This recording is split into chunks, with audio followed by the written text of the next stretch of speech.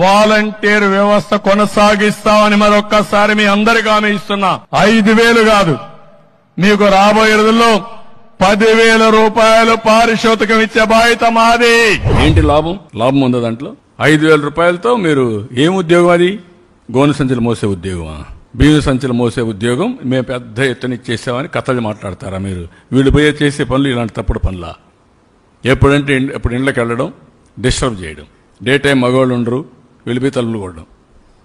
ఇది ఎక్కడదండి? ఇది ఎంత నీచమండి ఇవన్నీ. ఇంటింటికి వచ్చి నీకు అది ఇస్తాం ఇది ఇస్తాం ఇంటి లోపలికి వస్తున్నారు. వీళ్ళెవరండి ఇంటి లోపల రావడానికి? ఇంటి లోపల రావడమే కాకుండా మీ వివరాలు కనుక్కుంటున్నారు.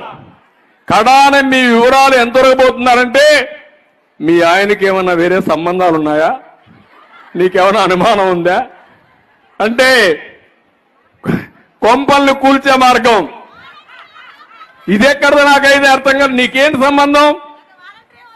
మగవాళ్ళతో పోయి మీ ఆడబిడ్డలు ఏమైనా బయట తిరుగుతున్నారా? నీకేంటి సంబంధం? చెప్పుతో కొట్టేవాళ్ళు లేకపోతే